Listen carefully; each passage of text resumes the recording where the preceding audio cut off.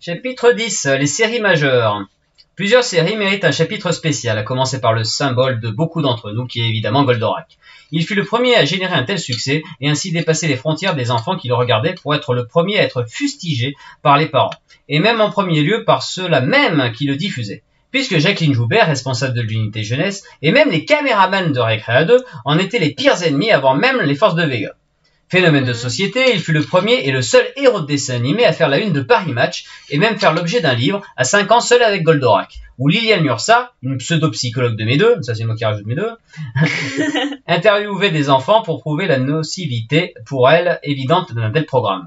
Les aventures d'un prince extraterrestre, exilé de sa planète, ravagé par un empire belliqueux, contraint de faire la guerre à ce dernier à bord de leur robot qui leur avait volé, afin de protéger cette terre d'adoption. Voilà un pitch qui a effectivement tout d'une propagande nippone à destination de la jeunesse française, afin de la corrompre. Ben voyons.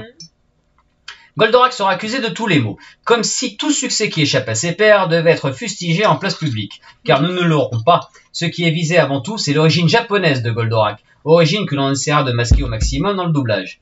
On met l'accent sur la violence ou le nombre d'images insuffisantes par rapport à un Disney. Comment comparer une série de 74 épisodes de 20 minutes à un long métrage? Ridicule, c'est pas le même budget. Oui. Et les gros yeux tant décriés des personnages de manga sont en fait repris de Disney. Les détracteurs l'ignorent et s'en moquent bien. Le problème, c'est surtout que ce robot japonais violent qui fait plus que de l'ombre à l'île aux enfants et autres mièvreries qui malheureusement de nos jours sont presque les seuls programmes proposés sur les grandes chaînes. Alors qu'à l'époque, la pluralité des productions faisait loi. Il y avait des dessins animés japonais d'action, mais aussi pour les plus jeunes, comme les Petits Malins. Il y avait également des dessins animés français, la réalisation exécrable, Les Mondes Engloutis, Moi Renard, et franchement le méchant de Malmotte dans Clémentine était beaucoup plus traumatisant que n'importe quel Golgoth. L'arrivée du Club Dorothée en 1987, avec sa massive importation de dessins animés japonais, avec en figure de proue les Chevaliers du Zodiaque, sera à l'origine du manga en France. C'est à cette époque, via l'émissif du courrier des lecteurs du Dorothée Magazine, que beaucoup d'entre nous apprennent que les dessins animés sont issus de bandes dessinées appelées manga. Avant cette époque, seules quelques initiatives isolées, comme la revue Le Cri qui tue, ou quelques albums discrets comme Le Vent du Nord et comme Le Hennissement d'un cheval noir, ou Mourir pour le Japon, avaient traduit quelques mangas bien éloignés de notre radar. 1987 marque aussi la fin de traduction des super-héros en France pendant de nombreuses années. Les éditions Arélite et Sage Éditions fermant leurs portes. Batman et Superman devront attendre l'aube des années 2000 pour voir leurs aventures régulières à nouveau traduites. Glénat tente une percée avec Akira, au préalable retourné et colorisé par les Américains, rappelant que les Japonais lisent dans le sens contraire du nôtre et qu'il fallut dans un premier temps retourner les pages pour les mettre dans le bon sens. Désormais le public français s'est habitué à lire les mangas dans le sens original. Akira passe en parallèle au cinéma et demeure aujourd'hui une référence absolue de qualité artistique de l'animation japonaise avec ses 24 images par seconde. Le scénario en revanche est toujours sujet à débat, surtout concernant sa conclusion. L'affiche française est redessinée par un tâcheron, pourquoi avoir fait une chose pareille? Alors, je sais maintenant pourquoi ils ont redessiné le truc, c'est parce qu'apparemment ils n'avaient pas de dessin de suffisamment bonne qualité pour l'agrandir à la taille d'une affiche. Donc du coup ils ont préféré la faire eux-mêmes. Mais l'affiche d'Akira elle est immonde. Ah ouais. L'affiche française elle est dégueulasse, c'est vraiment mal dessiné. Faudrait que je le rajoute d'ailleurs, ça maintenant je le sais. Les Chevaliers du Zodiaque déclenchent un tel enthousiasme que les fans se mettent à s'intéresser à la mythologie et l'astrologie, et en font l'écho dans le Dorothée Magazine. Moi-même ai eu plusieurs missives publiées en son sein, en commençant par le numéro 16, si vous voulez y jeter un œil. Les premiers extraits de manga Dragon Ball et Nicky Larson furent traduits illégalement dans les 2 numéros de Dorothée Histoire Complète. Le background des Chevaliers du Zodiaque est d'une richesse insoupçonnée, même pour ceux ayant assidûment suivi la série. Dans un premier temps, si l'on consulte le manga, on découvre que les premières armures que portent nos héros n'existent pas. Et pour cause, elles sont une création de Bandai, afin d'avoir un potentiel de vente plus grand que celui proposé par les premières planches de Kurumada. Pourtant, ce détail est loin d'être insignifiant. En effet, il y a une hiérarchie des armures. Plus le chevalier est élevé en grade, plus son armure recouvre et protège son corps. Ainsi, les chevaliers de bronze se voient offrir une protection bien moindre que celle des chevaliers d'or, dont les armures les recouvrent presque intégralement. Donc dans le manga, au début, les chevaliers de bronze, ils ont 3 fois rien comme armure. Et ils ont eu un petit truc là, un petit truc là, un petit truc là, mais ça couvre que dalle. Mais dans le dessin animé, pour pouvoir vendre les jouets, ils ont fait une armure intégrale qui couvre tout le corps. Pourquoi ça n'aurait pas pu vendre des jouets? Bah, s'il y a moins de pièces, du coup, ça fait moins cher à vendre, tu vois, tu rapportes moins, c'est moins glamour. Toujours l'histoire des budgets. Toujours. Et c'est vrai que la plupart, on préfère les armures intégrales, elles sont plus jolies, mais oui, voilà. Mais elles sont moins logiques dans l'histoire. D'accord. En cela, il fait écho à la hiérarchie des protections des lutteurs grecs, à savoir les gymnètes, les pédastes et les hoplites. eux aussi de plus en plus protégés selon leur grade. Plus le chevalier gagne en puissance et plus son armure est upgradée, souvent en passant par une renaissance rendue possible par un fort don de sang. La première évolution d'armure dans la série est donc due au sacrifice de Shiryu quand ce dernier va voir Mu pour réparer les armures de Pégase et du dragon, mortes lors de leur combat dans l'arène du tournoi galactique. Donc parmi les chevaliers d'or, le premier, le chevalier du bélier, c'est celui qui répare les armures, c'est le seul qui sait faire ça. Mais quand elles sont vraiment mortes, les armures, il a besoin de faire un don de sang pour les ressusciter. Voilà. Et beaucoup de sang. Ah oui, combien? Genre les 2 tiers. Ah oui. Les 2 tiers de ce que t'as. C'est rigolo. Il crève pas? Bah justement, Shiryu était à 2 droits de crever quand il a offert son sang pour réparer son armure et celle de Pégase. Ouais. Ainsi, dans le manga, leurs armures changent à ce moment-là. Puis lors de la première maison, de la bataille du sanctuaire, ces changements n'ont donc pas d'équivalent dans l'anime. Elles ne changeront qu'à l'occasion du chapitre Asgard, retrouvant ainsi un design fidèle au manga. Donc à partir de la 2e saison, ils vont changer d'armure parce que suite à la grande bataille contre le Chevalier d'Or, leurs armures elles sont capoutes. Ouais. Donc du coup, les nouvelles armures qu'ils auront à ce moment-là dans l'anime, ça sera les mêmes que dans le manga par contre. Donc du coup, elles couvrent un petit peu moins. Par exemple, ils avaient tous des casques, sauf un, et à partir de la saison 2, ils ont tous des couronnes. Ah oui. Tu vois, donc ça protège il y a que des serre-têtes quoi. Ok. Ensuite, le background a été enrichi grâce à l'apport de l'hypermythe. Il s'agit de la genèse de l'histoire que l'on découvre dans le Cosmos Spécial, un databook japonais. L'hypermythe nous raconte que certains hommes se sont éveillés à la Big Wheel, le cosmos en d'autres termes, et sont ainsi devenus les dieux Zeus, Poséidon et Hadès. Qu'il y a eu plusieurs guerres saintes, dont la gigantomachie qui vit le combat des titans. Lors des précédentes guerres saintes, les guerriers d'Athéna qui n'avaient pas le droit d'utiliser d'armes au combat furent décimés. Cette dernière fut contrainte d'enrôler des adolescents pour aller combattre Hadès, et demanda au concepteur de l'Empire de Mu de concevoir des armures comme protection pour ses chevaliers en s'inspirant des constellations. Donc du coup, là, ils expliquent pourquoi c'est des adolescents qui sont les héros dans Saint Seiya. Oui. C'est parce que dans les précédentes guerres saintes, Athéna avait envoyé au casse-pipe des hommes, mais comme elle voulait pas qu'ils aient d'armes, ce qui est complètement con, bah ils se sont fait élater la gueule. Ah ouais. Donc du coup, après, elle a quand même compris, ouais, peut-être que j'étais conne sur ce coup-là. Oui. Donc pour les adolescents qui vont se battre pour moi, je vais quand même leur faire des protections ce coup-ci au moins. Oui, oui. Donc si vous les chevaliers, en théorie, ils ont toujours pas le droit d'utiliser des armes, parce que de toute façon, ils ont des cosmos, donc ils envoient des vagues d'énergie, quoi. Oui. Mais en théorie, ils n'ont pas besoin d'utiliser d'armes, il y a des exceptions. Mais ils ont quand même le droit de se protéger. Donc ils ont des armures à partir de ce moment-là. Bah comment qu'ils ont le droit de se protéger? Voilà. Certains chevaliers renégats à l'ordre d'Athéna s'emparent de certains plans d'armure, avec dans un premier temps celle du Phénix, dont ils reproduisent une quantité de copies en noir pour l'ordre des chevaliers noirs.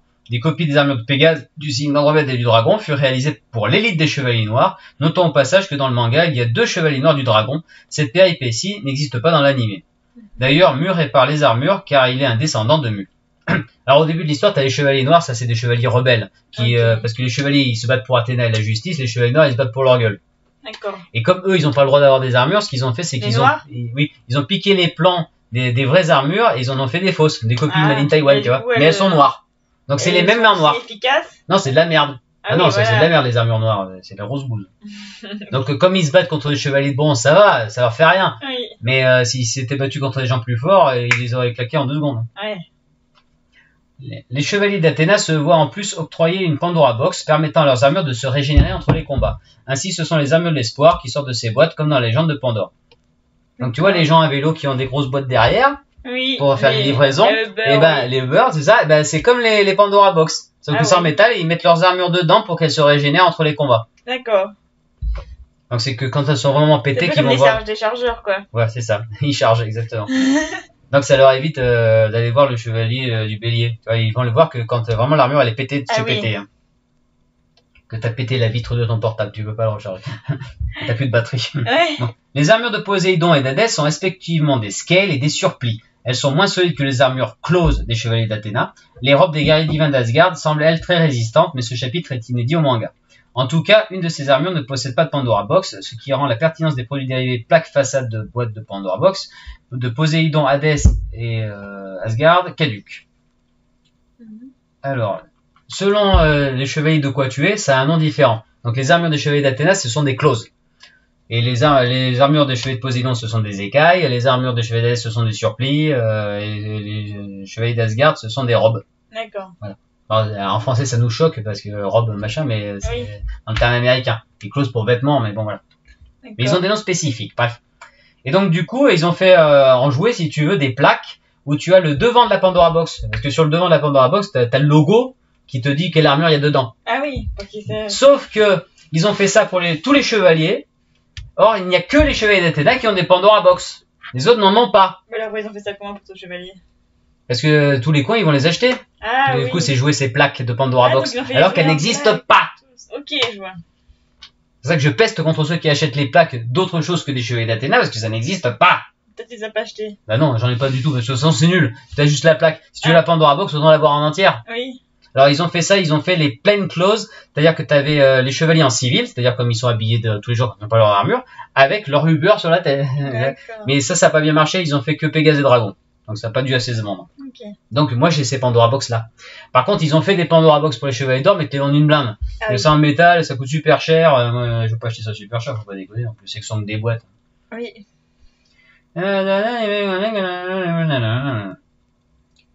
Donc le chevalier du bélier c'est Mu parce qu'il vient de l'empire de Mu. Ok. Parfois le lieu de l'action a une importance, comme par exemple le combat de Seiya et Misty sur la plage. Donc c'est le premier chevalier d'argent qu'il affronte, c'est le chevalier du lézard. Pourquoi il s'appelle Misty? Parce que le Misty est le nom d'un petit bateau. Et il s'affronte sur une plage. D'accord. Ou encore le combat opposant Canon des Gémeaux au spectre de Balrog sur un pont, comme le lieu où Gandalf affronte justement le Balrog dans le Seigneur des Anneaux. Bien sûr, l'histoire la plus intéressante à noter, c'est le cas du Grand Pop. Dans l'animé, l'histoire est plus complexe que dans le manga, donc je m'en vais vous l'expliquer. Il y a 13 ans, Saga, le chevalier des Gémeaux, tue Arès, le frère du Grand Pop, Chion, et prend sa place. De nos jours, peu de temps après avoir donné l'armure de Pégase à Seiya, le Pop Chion meurt, et c'est là que Saga accède au grade de Grand Pop. Pourquoi ce changement scénaristique mineur? Parce que dans le manga, c'est pas compliqué. Donc le chevalier du bélier de l'ancienne guerre est devenu le Pop, comme je t'ai expliqué tout à l'heure, et il se fait tuer par le chevalier des Gémeaux qui prend sa place. C'est simple. Dans l'anime, je sais pas pourquoi, ils ont compliqué. Ils ont fait en sorte que le Gémeaux il tue le frère du Pop. Ah oui. Et donc plus loin dans l'histoire, après que le vrai Pop ait donné son armure à Seiya, il meurt de maladie ou de vieillesse, et c'est son frère qui prend sa place. Et c'est à ce moment-là que Saga devient le Pop parce qu'il avait déjà tué le frère avant. Tu comprends? Oui.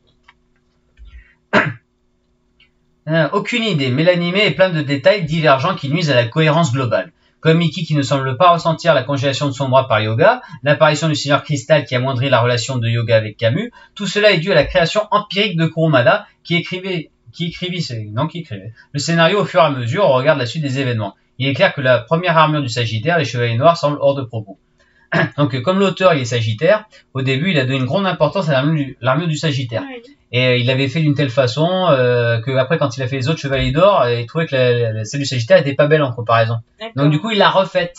Et alors du coup il a fallu trouver une astuce pour expliquer. Ah. Donc dans le manga il a fait un truc un petit peu farabiscoté, il a raconté non mais celle-là c'était une fausse, c'était pour attirer les méchants dessus, mais en fait la vraie ressemble pas. Bon c'est un petit peu machin là. Dans l'animé explique rien. Ah. T'as l'ancienne armure du Sagittaire qui tombe dans un lac. L'épisode après, elle en sort, elle est totalement transformée et personne ne remarque rien. C'est normal. Personne ne remarque qu'elle a changé, personne ne remarque qu'elle est différente. Donc là, ils n'ont pas réussi à retomber sur leur pied, ils n'ont pas su comment faire. Comment on fait? On dit rien, on fait comme si ça passera. Bref, là, c'est un background extrêmement riche que je vous invite à découvrir sur le net où vous trouverez facilement toutes ces références. La saga Asgard des Chevaliers du Zodiaque est un cas particulier. Bon nombre de séries étant réalisées en même temps que le manga, celui-ci est vite rattrapé. Il convient donc d'inventer des intrigues inédites pour permettre au manga de prendre de l'avance.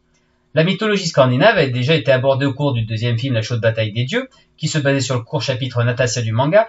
Le personnage d'Orpheus du film de la Pomme d'Or sera repris pour créer Mine de Ménétache, et ainsi les épisodes 74 et 99 mettront en avant les guerriers divins plus que les chevaliers de bronze. Cette saga au goût particulier avait sa propre saveur, ce que les épisodes hors manga de Naruto ou de One Piece n'ont paraît-il pas. À en croire les Narutards et les One Pieceux, non péjoratif donné aux fans exclusifs de ces séries qui n'en regardent aucune autre comme autrefois les Gagaboliens. Donc ça c'est comme ça que j'appelle les gens qui aiment que Dragon Ball, que Naruto, que One Piece. Ah oui. Tu vois, ils ont des noms, c'est des Gagaboliens, des One Pieceux, des Narutards. Ils sont unilatéraux. Tu vois. Ok. J'aime ça et rien d'autre. Asgard de nos jours fait encore écho dans la nouvelle série Solo Gold que j'ai parlé précédemment. Par la suite, Glénat encore remporte la mise en traduisant le manga Dragon Ball, d'abord dans des fascicules en kiosque, puis propose à chaque livraison la moitié d'un titre au tome japonais. Donc en fait, Dragon Ball, la première fois que c'est sorti en France, ça sortait en kiosque et t'avais un demi-manga à chaque fois, toutes les semaines ou toutes les 2 semaines. D'accord. Puis en album retourné, plus tard seront proposés des albums identiques aux japonais avec jaquette, des albums doubles et des deluxe. Donc en fait, il y a eu d'abord ces tomes en deux, après il y a eu des tomes mais dans le sens français. Ensuite ils ont fait enfin les tomes dans le sens japonais tels qu'ils étaient avec des jaquettes autour. Oui. Et après ils ont fait les tomes deluxe où il y avait des quelques pages en couleur qu'il y a dans la prépublication au Japon. Okay. Et là normalement ça va encore ressortir mais intégralement en couleur. D'accord. Comme ça, tu repasses bien la caisse à chaque fois si tu veux avoir la meilleure version. Ouais, c'est ça. Goldorak, les Chevaliers du Zodiaque et Dragon Ball Z seront les plus gros succès d'un temps où le choix était pléthorique. Le succès suivant de la Japanimation sera le reflet d'un monopole. En effet, le succès de Pokémon est plus dû à l'hégémonie qu'à sa qualité. À l'époque de Pokémon, c'est quasiment le seul dessin animé japonais proposé à la télévision hertzienne. Donc aucune concurrence pour cet animé dont un épisode avait fait polémique à cause des crises d'épilepsie qu'il avait suscité au Japon. Curieux que TF1, qui s'en était pourtant fait l'écho, ait finalement diffusé la série un an plus tard. Son passage par la case US, qui a encore fait une fois adapté la série, n'est peut-être pas étranger au fait que TF1 s'en porte acquéreur. Donc du coup, il y a un japonais qui a eu une crise d'épilepsie à cause d'un épisode de Pokémon. Ah oui. Parce qu'il y avait trop de lumière qui t'attaque. Donc forcément, en France, ils étaient trop contents de s'en faire l'écho. Ah, vous voyez que les dessins animés japonais, c'est dangereux. Vous voyez, il y a un gars qui a eu une crise d'épilepsie, gna gna gna gna gna, tu vois. Et après, donc l'Amérique, comme c'est un gros succès Pokémon, ils sont pas cons, ils rachètent. Donc l'épisode en question, ils l'enlèvent, pas que ça recommence. Et il y a un autre épisode où t'as Sacha qui achète des flingues. Et ben ça, celui ils l'ont coupé. Donc tous les épisodes qui font polémique ou qui sont pas propres sur eux, ben on les vire. Oui. Et après on pense à TF1 qui est bien content de le diffuser après avoir bien craché dessus avant. D'accord. Ouais. Bien sûr, quand il le diffuse, il rappelle pas ce truc-là. Hein. Oui, je vous rappelle qu'il y a un an, il y a eu de l'épilepsie machin. Non, ferme sa gueule. Hein. Ouais, c'est sûr. Parce qu'il gagne de l'argent. Ah bah oui. Parce qu'ils font de l'audience. Oui, mais ils l'achètent. Oui, ils achètent, mais ça leur fait de l'audience. Et l'audience qui regarde la pub. Ah, et puis après, c'est avec la pub qu'ils font de l'argent. Et la pub, ils gagnent de l'argent parce que c'est les entreprises qui leur vendent leur pub. Bah eux, ils leur vendent l'espace publicitaire. C'est-à-dire que pour que tu aies de la pub chez moi, faut que tu me donnes tant. C'est ça, oui. Et c'est genre, je te dis des conneries, mais grosso merdo, c'est ça. C'est genre 10 000 € la diffusion. Ah oui. Quand tu vois une pub à la télé, le mec, il a craché 10 000 €. Ah oui. Pour la passer une fois, hein. Une fois? Une fois, c'est 10 000 €. Non. Donc, du coup, deux fois de 20 000, 30 000, ainsi de suite. Donc, la pub qui te saoule pendant machin, je te raconte pas combien ça coûtait. Ah oui. Donc, je sais pas si c'est exactement 10 000, mais c'est dans ces goûts-là, hein. J'exagère pas, hein. C'est peut-être même plus. Ça dépend aussi à quelle case horaire, ça dépend de beaucoup de choses, hein. Mais bon, c'est au moins ça. Donc, c'est très très cher. Ah oui. Donc Naruto fera étrangement son succès sans le support d'une diffusion télé. Cette dernière arrivera bien plus tard et même si une version censurée sera proposée sur une grande chaîne, elle ne fera pas long feu. Restant désormais cantonné, sans jeu de mots, aux chaînes du satellite. Même punition pour One Piece, l'autre grand succès manga. Personnellement, ces deux titres ne remportent aucunement mon adhésion, pas plus qu'Evangelion, prononcé Evangelion, titre culte de la Japanime qui sera significatif et charnière pour bien des gens. Ces séries souffrent d'un trop grand nombre d'épisodes réalisés par des studios inexpérimentés en la matière. À l'époque, les épisodes hors manga de Saint Seiya ou Dragon Ball savaient demeurer intéressants. Objectif où échouent lamentablement ces dernières. Evangelion n'a certes pas grand nombre d'épisodes, mais l'histoire, en particulier la fin, fera l'objet de nombreuses versions ou comment vous resservir encore et encore la même soupe. Harlan Ellison était un écrivain de science-fiction qui a écrit beaucoup de scénarios pour la télévision, parmi eux le script de l'épisode Demon with a Glass Hand, soit la main de verre en VF, qui selon lui aurait inspiré James Cameron pour Terminator. Voilà.